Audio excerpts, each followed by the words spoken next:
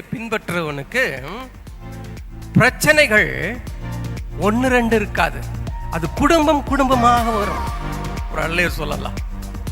ஏன் சொல்லனா, 1-2 சமாளித்து ஜெயம் பெறுவதை விட 100 பிரச்சனைகள் வந்து ஜெயம் பெறுவோம் என்றால் நீங்களும் நானும் சாம்பியனாக மாறிவிடலாம்.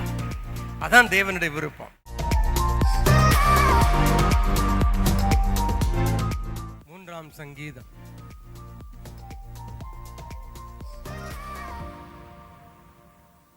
இந்த சங்கீதத்தை தாவீது தன்னுடைய உண்மையான சம்பவித்த சூழ்நிலையிலிருந்து எழுதுகிறார். அனுபவத்தில் எழுதுகிறார். அந்த அனுபவத்தில் எப்படி அவர் பேசினார், என்ன செய்தார், கடைசியில் என்ன நடைபெற்றது என்பதை தான் நாம் பார்க்க போகிறோம். அந்த சங்கீதம் 3 இந்த மாதத்துக்கான வாக்குத்தத்தம் 3ஆம் வசனத்தில் இருக்கிறது. ஆனாலும் கர்த்தாவே, நீர் என் கேடகமும் என் மகிமையும் என் தலையை உயர்த்துகிறவருமாயிருக்கிறீர். ஆமென். அப்போ இந்த நவம்பர் மாதத்தில் உங்களுக்கு அவர்தான் கேடகம், அவர்தான் உங்களுக்கு மகிமை, அவர்தான் உங்கள் தலையை உயர்த்துகிறவராக இருக்கிறார். இந்த சங்கீதத்தை எழுதும் பொழுது தாவீது ஒரு உடைந்து போன உள்ளத்தோடு எழுதுகிறார். அவர் ராஜாவாக இருந்தாலும், எல்லா மேன்மைகள் இருந்தாலும், அவருடைய இருதயம் உடைந்து போன ஒரு சூழ்நிலையில் தான் இந்த வசனங்களை எழுதுகிறார், இந்த வார்த்தைகளை சொல்லுகிறார். அப்போ இந்த நவம்பர் மாதத்தில் உங்களுக்கு பாதுகாப்பற்ற ஒரு சூழ்நிலை உருவாகும். பயப்படாதீங்க. அந்த நிலை உண்டானால்தான் எனக்கு பாதுகாப்பு கர்த்தர் மாத்திரமே, கர்த்தர் மாத்திரமே எனக்கு கேடகம் என்று சொல்ல முடியும். 2வது, நவம்பர் மாதத்தில் சில அவமானங்களும் உண்டாகும். அந்த அவமானங்கள் நடுவில் தான் கர்த்தர் எனக்கு மகிமையாய் இருக்கிறார், அது போதும் எனக்கு என்று சொல்லுகிற அனுபவம். 3வதாக, எங்கே நீங்கள் அவமானப்பட்டீர்களோ அவர்கள் கண்கள் முன்பாகவே கர்த்தர் உங்களுடைய தலையை உயர்த்துகிறவராக இருப்பார். அல்லேலூயா. பள்ளத்தாக்கின் நடுவில் நடந்தால்தான் மலை உச்சியினுடைய மேன்மையை நாம் அனுபவிக்க முடியும். இல்லை என்றால் எல்லாமே ஏட்டு சுரக்காயத்தான் இருக்கும். சிவந்த சமுத்திரத்தை பிளந்தார், சோ வாட்? அதனால எனக்கு என்ன? என்னுடைய வாழ்க்கையில் வருகிற சிவந்த சமுத்திரத்தை தேவன் பிளக்க வேண்டும் என்றால் எகிப்திலிருந்து உங்களையும் என்னையும் அவர் நடக்க செய்ய வேண்டும். எகிப்து எனக்கு வேண்டாம், சிவந்த சமுத்திரம் தான் வேண்டும் என்றால் எகிப்திலிருந்து புறப்படவே முடியாது. ஆகையினால தாவீதுடைய சூழ்நிலையை பார்க்கும் பொழுது ஏன் இந்த காரியத்தை அவர் எழுதுகிறார் என்றால், 3ஆம் சங்கீதம் 1ஆம் வசனம் சொல்லுகிறது, அவரை சுற்றி இருக்கிற சத்துருக்கள் பெருகி இருக்கிறார்கள். My enemies have multiplied. அதாவது 1, 2, 3, 4 இல்லை, என்னை சுற்றி இருக்கிறவர்கள் பெருகி இருக்கிறார்கள். எனக்கு விரோதமாய் எழும்புகிறவர்கள் அநேகர். பெருகி இருக்கிறார்கள், அநேகர் என்ற வார்த்தை நாம் பார்க்கிறோம். 2ஆம் வசனத்தில் அப்படிதான் சொல்லுகிறார், என் ஆத்மாவை குறித்து சொல்லுகிறவர்கள் அநேகராக இருக்கிறார்கள். இது எல்லாருக்குமே ஏற்படுகிற ஒரு அனுபவம் தான். முக்கியமாக விசுவாசிகள், ஊழியர்களுக்கு அதிகமாக சத்துருக்கள் இருப்பார்கள். அந்த சத்துருக்கள் எப்படிப்பட்டவர்கள் என்றால் பொறாமை உள்ளவர்களாக இருப்பார்கள். நம்முடைய முன்னேற்றத்தை கண்டு பயப்படுவார்கள், பொறாமைப்படுவார்கள். நம்முடைய தாழ்வை அவர்கள் அதிகமாக விரும்புவார்கள். ஆனால் பேசும் பொழுது உங்களை போல யாரும் இல்லை பாஸ்டர், உங்களை போல யாரும் இல்லை பிரதர் அப்படின்ட்டு சொல்லி, சகோதரியே என்று சொல்லி நம்மை உயர்த்துவார்கள். ஆனால் உள்ளத்தின் ஆழத்தில் நேரம் வரும் பொழுது காலை வாரி விட்டுருவார்கள். சரிங்களா? இந்த அனுபவம் எல்லாருக்கும் இருக்கிறது. அந்த சமயத்தில் தான் நம்ம ஆண்டவரை பார்த்து என்ன சொல்லணும், ஆண்டவரே என்னை ஏன் இப்படி படைச்சிங்க, ஏன் இந்த சூழ்நிலைக்குள் நடத்துனீங்க, இவங்களெல்லாம் நம்பி இருந்தேனே, இவங்கெல்லாம் எனக்கு பண்ணுறாங்கன்றதை நிறுத்தி, இவர்கள் இதையெல்லாம் செய்தாலும் நீர் என் கேடகமாக இருக்கிறீர், நீர் என் மகிமையாக இருக்கிறீர், நீர் என் தலையை உயர்த்துகிறவராக இருக்கிறீர் என்று சொல்லுவோம் என்றால் புதிய ஏற்பாட்டு விசுவாசிகளாக இருப்பான். சரி, இந்த தாவீதுக்கு என்ன பிரச்சனை? அவர் எந்த சம்பவத்தை குறித்து இங்கே பேசுகிறார் என்றால் 2 சாமுவேல் 15ஆம் அதிகாரம் 12ஆம் வசனத்தில் ஒரு சதி நடைபெறுகிறது. தாவீது ராஜாவாக இருக்கிறார், சகல அதிகாரம் உடையவர் தான். ஆனாலும் அந்த ராஜாவுக்கு ஆபத்தை ஏற்படுத்தக்கூடிய சூழ்நிலைகளும் நபர்களும் அவர்களுக்கு சதி செய்கிறார்கள். சதி என்கிற வார்த்தை இங்கே பயன்படுத்தப்படவில்லை என்றாலும் 12ஆம் வசனத்திலே அப்படியே கட்டுப்பாடு பலத்தின்றி அந்த வார்த்தை என்பது கன்ஸ்பைரசி என்கிற வார்த்தை. அதாவது சதி நடக்கிறது. யாருக்கு எதிராக? தாவீதுக்கு எதிராக நடக்கிறது. அப்போ யாரிடத்திலிருந்து வந்தது என்பது மிக மிக முக்கியமானது. ஒன்றும் இல்லாதவன் நம்மை திட்டும் பொழுது அட போடா அப்படின்னு போயிடலாம். ஆனால் நம்மை நெருங்கினவர்கள், நம்மிடத்தில் அன்பு கூறுகிறவர்கள், நாம் அன்பு கூறுகிறவர்கள், நம்மிடத்தில் உதவி பெற்றவர்கள், நம்மை சார்ந்திருக்கிறவர்கள் இடத்துல வரும் பொழுது அது நம்மால் தாங்க முடியாது. இந்த இடத்துல தாவீதுக்கு பிரச்சனைகளை ஏற்படுத்தினது யார் என்றால், தாவீதுக்கு சதியை உண்டாக்கினது யார் என்றால் தன்னுடைய சொந்த மகனாகிய அப்சலோம். தன் இருதயத்துக்கு ஏற்றவன், தாவீதுக்கு பிரியமானவன், அவனை அதிகமாக நேசித்தான், அவனுக்கு நிறைய உதவிகள் செய்தான், அவனை மன்னித்தான், எத்தனையோ காரியங்கள் செய்து இந்த மகன் என்ன செய்கிறான்? தன் தகப்பனுக்கு எதிராக அந்த சதியை செய்த பொழுது அவனுடைய இருதயம் உடைக்கப்பட்ட ஒரு சூழ்நிலையாக மாறுகிறது. இன்றும் கூட இந்த கூட்டத்தில் சில தகப்பன்மார்கள் உடைந்த உள்ளத்தோடு நீங்கள் உட்கார்ந்திருக்கலாம், அல்லது சில தாய்மார்கள் உட்கார்ந்திருக்கலாம், அல்லது சில பிள்ளைகள் உங்களுடைய பெற்றோர்களுடைய கிரியைகள்னாலே, செய்கைகள்னாலே நீங்கள் சோர்ந்து போயிருக்கலாம். உங்கள் பிள்ளைகள் மூலமாக உங்கள் உள்ளம் உடைந்திருக்கலாம். அதை யாரிடத்திலே சொல்லி என்ன பிரயோஜனம்? சொல்லி சொல்லி சொல்லி அழுத்து போய்விட்டது, ஜெபம் பண்ணாலும் ஒன்றும் நடக்கவில்லையே என்ற சோர்வுகள் எல்லாம் நமக்கு சாதாரணமாக வரும். அப்படிப்பட்ட ஒரு சூழ்நிலை தான் இந்த தாவீது இருந்தார். அப்போ அவர் என்ன செய்கிறாருன்னா, அதை தான் நாமும் செய்யணும். இந்த மாதம் முழுவதும் நவம்பர் மாதத்தில் தேவன் உங்களுக்கு கேடகமாக இருக்க வேண்டும் என்றால், கீர்த்தியாக மகிமை உள்ளவராக இருக்க வேண்டும் என்றால், தலையை உயர்த்த வேண்டும் என்றால், உங்களுடைய சூழ்நிலையை மனுஷனிடத்திலே சொல்லுவதை நிறுத்திவிடுங்கள்.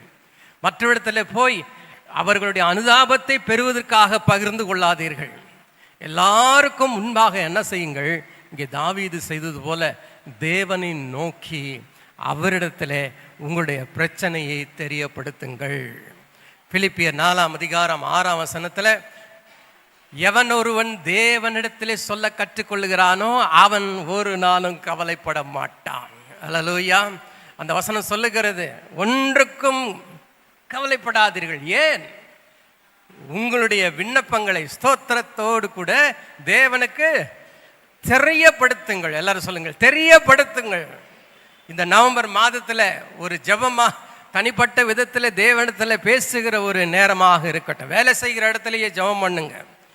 அமைதியாக இருக்கிற, கொந்தளிப்பு இருக்கிற நேரத்தில் ஆண்டவர் கண்களை மூடி உங்கள் இருதயத்துக்குள்ளே இருந்து, ஆண்டவரே இப்படி நடக்கிறது என்று அவருக்கு தெரியப்படுத்துங்கள். ஏன் தெரியப்படுத்த வேண்டும்? நம்முடைய தேவனுக்கு இது நடக்குது என்று தெரியாதா? அவர் கண்ணில்லாதவரா அல்லது ஞானம் இல்லாதவரா? இப்படி நடக்கிறதே என்று அவர் அறியாமல் கண்ணை மூடிக்கொண்டு அவர் ஓய்வெடுக்கிறவரா? அப்படியல்ல அன்பானவர்களே. நீங்களும் நானும் தனிமையில் இல்லை. நம்மை பார்க்கிற தேவன் மேலிருந்து பார்த்து கொண்டிருக்கிறார். அதை அங்கீகரிப்பதற்காக சொல்ல வேண்டும். ஆண்டவரே, இதோ இப்பொழுது பாருங்கள், என்னுடைய மகனே எனக்கு எதிராக நிற்கிறான், என் மகனே எனக்கு சதி செய்கிறான், வேறொருவனா இருந்தா பரவாயில்லை. இப்படிப்பட்ட சூழ்நிலை வரும் பொழுது தேவனுக்கு முதலாவதாக தெரியப்படுத்துவீர்கள் என்றால் 3வது வசனம் உங்கள் வாழ்க்கையில இந்த மாதத்தில் அனுபவமாக மாறும். என்ன? அவரே என்னுடைய கேடகம், அவரே என்னுடைய மகிமை, அவரே என் தலையை உயர்த்துவார். அப்போ இவனுக்கு தாவீதுக்கு எதிராக ஒரு சதி நடக்கிறது. அதில் அவர் என்ன சொல்லுகிறார் பாருங்கள். 12ஆம் வசனம் 2 சாமுவேல் 15:12 வாசிக்கும் பொழுது, அப்சலோம் பலிகளை செலுத்தும் போது தாவீதின் ஆலோசனைக்காரனாகிய அகித்தோப்பேல் என்னும் கிலோனியனையும் அவன் ஊராராகிய கீலாவிலிருந்து வரவழைப்பித்தான். அதுக்கப்புறம் அப்படியே கட்டுப்பாடு, இந்த சதி பலத்து ஜனங்கள் அப்சலோமிடத்தில் திரளாய் வந்து கூடினார்கள். ராஜா யார்? தாவீது. ஆனால் மக்கள் எல்லாம் யாரோடு சேர்ந்து கொண்டார்கள்? சதி செய்கிற அப்சலோம் கூட எல்லாம் சேர்ந்து கொண்டார்கள். இதை பார்த்த பொழுதுதான் தாவீது என்ன சொல்லுகிறார்? சத்துருக்கள் என் அப்சலோம் மாத்திரம் அல்ல, அவனோடு கூட திரளான வந்து கூடினார்கள் என்று சொல்லுகிறார். அதோடு கூட தாவீதின் பகுதியிலிருந்து ஆட்கள் குறைந்து அப்சலோம் பகுதிக்கு போகிறார்கள். இது எப்படி என்றால், யோவான் ஸ்நானகன் தன்னுடைய சீஷர்களை இயேசு கிட்ட இழந்தான். யோவான் ஸ்நானனுடைய சீஷர்கள் இயேசுவோடு கூட அதிகமாக சேர்ந்து கொண்டார்கள். உங்கள் கட்சியிலிருந்து உங்கள் எதிரியின் கட்சிக்கு போய் உங்கள் மக்கள் எல்லாம் சேருவார்கள் என்றால் அதை எப்படி ஏற்றுக்கொள்வீர்கள்? ஐயோ, நான் இவர்களெல்லாம் நினைக்கவே இல்லையே, இவர்களெல்லாம் என்னை ஏமாற்றுவார்கள் என்று நினைக்கவில்லையே, எனக்கு சதி செய்வார்கள் என்று நினைக்கவில்லையே, எனக்கு எதிரிகள் இவ்வளவு பேர் இருக்கிறார்களா என்று இங்கே தாவீது பார்க்கிறான். அந்த நிலை எப்படிப்பட்ட நிலை தெரியுங்களா? நமக்கெல்லாம் அப்படிப்பட்ட நம்ம ராஜாக்கள் கிடையாது, நம்ம ஒரு பெரிய பதவியில் கிடையாது, சாதாரணமானவர்கள். நமக்கு எப்படி வரும் என்றால், யாரை நம்பி இருக்கிறோமோ அவர்களே நம்மை அறியாமல் காலவாரி விட்டுருவார்கள். அதுக்காக நான் ஆண்டவரை ஸ்தோத்தரிக்கிறேன். எத்தனை பேர் என்னோடு கூட ஸ்தோத்தரிக்க விரும்புகிறீங்க? It's very difficult. ஆனால் செய்து பாருங்கள். எப்பொழுது செய்ய முடியும் என்றால், என் கால்களை தள்ளாட ஒட்டாத ஒரு தேவன் இருக்கிறார், அவர் என் காலை ஒரு நாளும் காலவாரி விட மாட்டார் என்று நம்பிக்கை இருக்கின்றால் இவன் செய்யட்டும் என்று விட்டு விடுவோம், சதி செய்யட்டும் என்று விட்டுவோம். அப்போ தாவீதோடு கூட இருந்த ஆட்கள் எல்லாம் போகிறார்கள். தன்னுடைய ராஜ்யத்திலிருந்து, தன்னுடைய ராயல் குரூப்ல இருந்து நிறைய பேர் அப்சலோம் பக்கத்தில் போகும் பொழுது தாவீதுக்கு இருந்த உதவி சப்போர்ட் எல்லாம் குறைகிறது. ஒன்றுமே செய்ய முடியாத நிலை. இதுதான் நம்முடைய வாழ்க்கையில். உங்கள் வாழ்க்கையில் ஒரு தனிமையான ஒரு சூழ்நிலையில் இருக்கும் பொழுது இதுதான். நம்மோடு இருந்தவங்களாம் எங்கே? நம்மோடு கூட நன்றாக பேசினவர்கள்லாம் எங்கே? நம்மை பாராட்டினவர்கள்லாம் எங்கே? நம்மை புகழ்ந்து பேசினவர்கள்லாம் எங்கே? நம்மிடத்திலிருந்து உதவி பெற்றவர்கள்லாம் எங்கே? எல்லாரும் தன்னை சதி செய்து கவிழ்க்கிற அப்சலோமிடத்தில் போகிறதை அவன் செய்தி கேட்டுதான் இந்த சங்கீதத்தையே எழுதுகிறான். இது நமக்கும் இந்த நவம்பர் மாதத்தில் ஏற்படலாம். அன்பானவர்களே, நீங்கள் சொல்லுகிறதை ஒருவரும் கேட்காத பொழுது, அது நல்ல கருத்துக்களாக இருக்கலாம், அதை கேட்காத பொழுது தனிமை வரும். நான் சொல்றது நல்லது தானே சொல்றேன், இவங்க ஏன் கேட்க மாட்டேன்றாங்க? நீங்கள் தனிமைப்படுத்தப்படலாம். உங்கள் குடும்பத்தில் நீங்கள் சொல்வதை கேட்காதவர்கள் எல்லாருமாக ஒன்றாக சேர்ந்து கொள்ளலாம். கம்பெனியில், ஆஃபீஸில், ஸ்கூலில், சபையில் கூட நீங்கள் சொல்வதற்கு மதிப்பில்லாமல் போகலாம். அப்பொழுது இருக்கிறீங்களா தனிமையான நேரம். அதுதான் இந்த தாவீது சொல்லுகிற ஒரு சூழ்நிலை. என்னவென்றால், எல்லாரும் என்னை விட்டு போறாங்க, எனக்கு ஒண்ணுமே செய்ய முடியாத ஒரு நிலை. இந்த தாவீது தான் கோலியாத்தை ஜெயித்தவர். ஞாபகம் வச்சுங்க, யாருமே ஜெயிக்க முடியாத கோலியாத்தை ஜெயித்த தாவீது இப்பொழுது தன்னுடைய மகனுக்கு பயந்து ஓடுகிறதை பார்க்கிறோம். 14ஆம் வசனத்தில் சொல்றா, வாங்க வாங்க சீக்கிரமா புறப்படுங்க, இல்லைன்னா அப்சலோம் வந்து நம்ம எல்லாத்தையும் நிர்மூலமாக்கிடுவான் என்று சொல்லி தன்னுடைய மகனுக்காகவே பயந்து ஓடுகிற தகப்பனை இங்கே பார்க்கிறோம். தாவீது எப்பேற்பட்ட மாவீரன், அவன் இப்படி ஓடலாமா? கூடாது. இது எதை குறிக்கிறது என்றால், நீங்களும் நானும் ஆண்டவருக்காக எதையோ அற்புதங்களையும் சாதனைகளையும் என்னென்னமோ செய்தாலும் நமக்கும் இப்படிப்பட்ட தனிமையில் கைவிடப்படக்கூடிய சூழ்நிலைகள் வரலாம். வரும் பொழுது என்ன செய்ய வேண்டும்? அவரே என் கேடகம். ஆம், என் மகனை நம்பினேன், என்னுடைய மகளை நம்பினேன், என் அன்பனை நம்பினேன், ஆலோசனைக்காரனை நம்பினேன், அவர்கள் எல்லாம் என்னை விட்டு போய்விட்டார்கள். என்னை இது வரைக்கும் கைவிடாமல் காத்த என் கேடகமாகிய இயேசு மாத்திரமே என்னோடு கூட இருக்கிறார் என்ற அனுபவம் வரும் பொழுது உங்களை ஒருவரும் அசைக்க முடியாது. அன்பானவர்களே, அப்படி ஓடும் பொழுது அவனுக்கு அவமானம். அது தன்னுடைய ராஜ்யத்திலே தன்னுடைய மகனாலேயே துரத்தப்படுகிற, இதுவரைக்கும் சவுலால் துரத்தப்பட்டான் ராஜாவாவதற்கு முன்பாக. இப்பொழுது ராஜாவான பின்பு யாரால் துரத்தப்படுகிறான்? தன்னுடைய சொந்த மகனாலேயே துரத்தப்படுகிறதை பார்க்க. இதை சொல்லும் பொழுது எனக்கு என்ன ஞாபகம், எத்தனை மகன்கள் இல்லையா, ஒரே மகன்கள் எத்தனை பேருக்கு இங்கே இருக்கிறவர்களுக்கு, நம்முடைய சபையில் இருக்கிற அநேகருக்கு ஒரே மகன், அவன் திருமணமாகி அவன் போய் விடுகிறானே ஒழிய தன் பெற்றோர்களையும் தாயை முக்கியமாக அவர்கள் கவனிக்காமல் தங்களுடைய குடும்பங்கள் மாத்திரமே பார்க்கிறார்களே, அவர்கள் தான் அப்சலோம். அந்த தாய் தான் நீங்கள். தாவீதை போல நீங்கள் தனிமையில் விடப்படுவீர்கள். ஆனால் ஆண்டவருக்கு ஸ்தோத்திரம், எவ்வளவுக்களவு தனிமையில் விடப்படுகிறீர்களோ அவ்வளவுக்களவு தேவன் உங்களோடு கூட இருக்கிறதை நீங்கள் உணர்வீர்கள். இது கிடைக்கிற ஸ்லாக்கியம் அது. அப்போ அவமானத்தோடு போறான், கஷ்டத்தோடு போகிறான். தாவீது நம்மை போல ஒரு வார்த்தை சொல்லியிருப்பான்னா, அப்பா எனக்கு வருகிற தொந்தரவு, சவுல் தான் இருந்தாரு, ஜெயம் பெற்றுட்டேன்னு நினைச்சினேன், இப்போ என் மகனே எனக்கு செய்யறானே, அப்போ என்னுடைய அவமானத்திற்கும் கஷ்டத்துக்கும் அளவே இல்லை ஐயா, நான் எங்கே போவேன், ஒரு பறவையை போல அங்கேயும் இங்கேயும் ஓடுகிறனே, எனக்கு ஒரு அடைக்கலம் இல்லையே என்கிற ஒரு வாழ்க்கை தான் தாவீதுக்கு இருந்தது. அந்த சமயத்துல தான் அவன் என்ன சொல்றான், கர்த்தர் என் கேடகமாக இருக்கிறார், கர்த்தர் எனக்கு மகிமையாக இருக்கிறார், அவரே என் தலையை உயர்த்துகிறார். இதே காரியத்தை புதிய ஏற்பாட்டில் ஒரு மனிதன், இதே அனுபவங்கள், ஒரு ராஜா அல்ல, நம்மை போல ஒரு சாதாரண மனிதன் தான், அவருக்கும் வந்தது. அவர் என்ன சொல்கிறார் பாருங்கள், 2 கொரிந்தியர் 4ஆம் அதிகாரத்தில். இது ஏதோ பழைய ஏற்பாட்டில் நடந்த ஒரு கதை சம்பவம் நினைத்து விடார், புதிய ஏற்பாட்டிலும் அது நடைபெறுகிறது. அது நடுவில் நாமும் அதை தெரிந்து கொள்ள வேண்டும், நமக்கும் இப்படி நடக்கும் என்பதை மறந்துவிடக்கூடாது. 2 கொரிந்தியர் 4ஆம் அதிகாரம் 8ஆம் வசனம் சொல்லுகிறது, நாங்கள் பவுலும் அவரோடு கூட இருந்தவர்களும் எல்லா பக்கத்திலும் நெருக்கப்பட்டு ஒடுங்கி போகிறதில்லை, கலக்கம் அடைந்தும் மனமுறிவடைவதில்லை, துன்பப்படுத்தப்பட்டும் கைவிடப்படுவதில்லை, கீழே தள்ளப்பட்டும் மடிந்து போகிறதில்லை. காரணம், எங்கள் புதிய ஏற்பாட்டிலே எங்களுடைய நாயகனாகிய இயேசு எங்கள் கரத்தை பிடித்திருக்கிறார். அவரே எனக்கு கேடகம், அவரே எனக்கு மகிமை, அவரே என் தலையை உயர்த்ததுனால எல்லா பக்கத்திலும் நெருக்க வந்தாலும் அது என்ன செய்யாது, என்னை ஒடுக்க முடியாது. அன்பானவர்களே, இந்த நவம்பர் மாதத்தில் உங்களுடைய உதடுகள் இதை சொல்ல, என்ன கஷ்டம் வந்தாலும் சரி, என்ன அவமானம் வந்தாலும் சரி, என் ஆண்டவர் என் தலையை உயர்த்துவார், எனக்கு பாராட்டு அவரிடத்திலிருந்து வரும், என் மகனே மகளே என்று நான் உன்னோட கூட இருக்கிறேன் என்ற அஷூரன்ஸ் உன்னை தேடி வரும். அன்பானவர்களே, துன்பப்படுத்தப்படுகிறோம், ஆனால் உள்ளம் உடைகிற அனுபவத்திலிருந்து தப்பிக்க முடியாது. அதை நீங்களும் நானும் தடுத்து நிறுத்த முடியாது, அது வரும். ஆண்டவரே அதெல்லாம் வேண்டாம்னு சொன்னீங்கன்னாக்க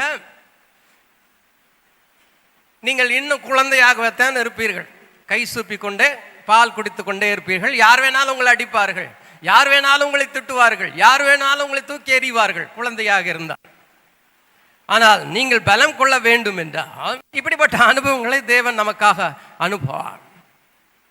அப்போ இவனுடைய உள்ளம் உடைந்து அவனுடைய சொந்த மகனே அவனுக்கு கிரியை செய்யறதை பார்க்கிறோம்.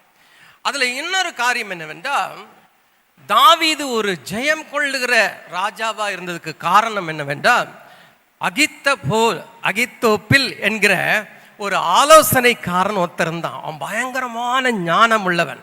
16ஆம் அதிகாரம் 2 சாமுவேல் 16:23 ஒரு மனுஷனை பற்றி சொல்லி இருக்கிறதை பார்க்கலாம். 2 சாமுவேல் 16:23 அந்நாட்களில், பக்கம் 407 இருக்கு பாருங்க, அந்நாட்களில் அகித்தோப்பேல் சொல்லும் ஆலோசனை தேவனுடைய வாக்கை போல இருந்தது. அப்படின்னா தாவீது ஒரு யுத்த வீரனாக இருந்தாலும் தன்னோடு கூட இருந்த ஒரு நல்ல ஆலோசனை சொல்லுகிறவன் கூட இருந்தான், தேவன் அவனுக்கு கொடுத்திருந்தார். அவன் எப்படி என்றால் சரியான விதத்தில் ஆலோசனை சொல்வான். ஒரு பிரச்சனை வந்தால் இது இப்படி செய் என்று சொல்லி அவருக்கு தாவீதுக்கு வழி நடத்தினான்.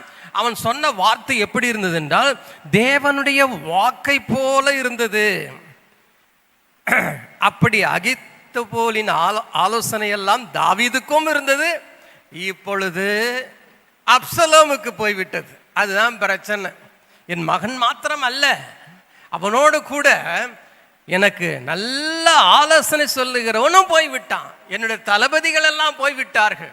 இப்பொழுது நான் மாத்திரம் நின்று கொண்டு இருக்கின்றேன்.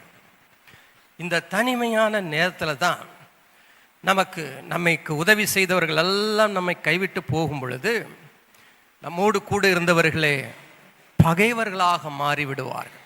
நல்லா பேசிக்கொண்டிருக்கிறவர்கள் திடீரென்று முகத்தை திருப்பி கொண்டு போய்விடுவார்கள். நல்ல நம்மளை விசாரிக்கிறவர்கள் திடீரென்று நம்மகிட்ட பேசவே மாட்டார்கள். என்ன நடந்ததுன்றே தெரியாது நமக்கு.